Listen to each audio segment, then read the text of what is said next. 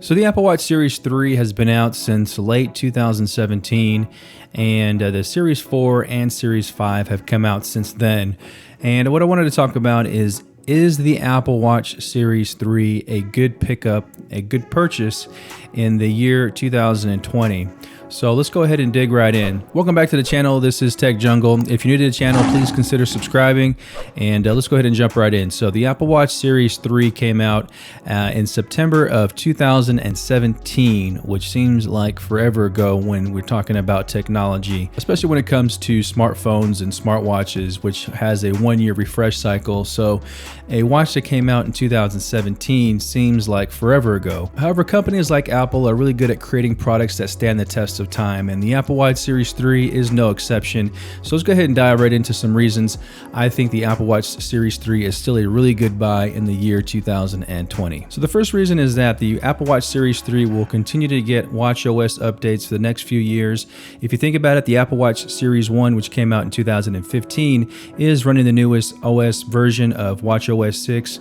So if you think about it in that way, you're going to see the Apple Watch Series 3 probably get watchOS 7, 8, 9, and maybe even 10. So you're going to have a watch that is going to have the current operating system for quite some time. And knowing Apple, they do find ways to optimize their operating system to run lighter and smoother with each iteration. So who knows, maybe in the next couple of years, the Apple Watch Series 3 may run even faster than it does today based on the newer software updates that do come out. And to piggyback off of that first reason, I think the second reason is the performance of watchOS 6 on the Series 3. The operating system in general feels smooth and fast and fluid.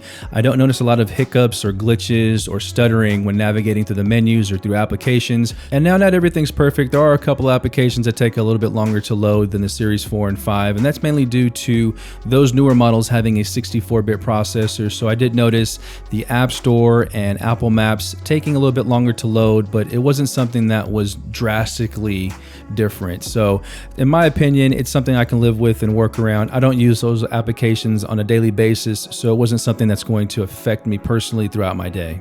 The third reason is that most of the applications that you'll find on the Series 4 and Series 5 will be found on the Series 3, with a few exceptions, such as the always-on display or compass that you'll find on the Series 5, or the EKG and fall detection that you'll find on the Series 4.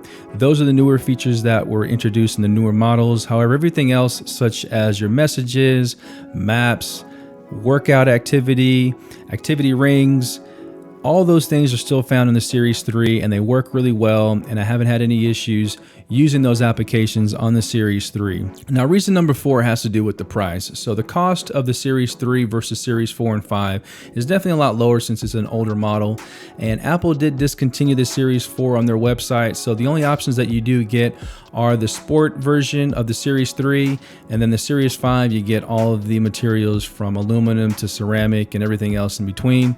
But with the Series 3, the baseline starts at $199 for the aluminum only version, and the baseline for the Series 5 starts at $399. So you're saving about $200 if you're looking at the baseline models between those two watches. Now you can find the Series 4 in places like Best Buy or Amazon or whatnot, and you're still going to get a pretty good price on that, but I would say the best price is going to be for the Series 3, and that's leading up to reason number 5. So for me, I was looking at used pre-owned models of the Series 3 in the higher stainless steel material, and I was able to get a pretty good price for the one I'm currently showing here, which was for $220 for a stainless steel Series 3. Now, if you think about it, when it was released in late 2017, the Apple Watch Series 3 in stainless steel for the 42mm version was well over $700 take home. So think about that when you're looking at it in that perspective. Less than 2.5 years ago, a watch like this was well over $700, and now on eBay and Facebook marketplaces and places like that, you can find it pre-owned for about $200, maybe even $250, and that is a really good deal in my opinion. You don't have to pay taxes on it or anything like that. You're just getting it straight out of someone who maybe had bought a Series 4 or Series 5 and they don't need the Series 3 anymore.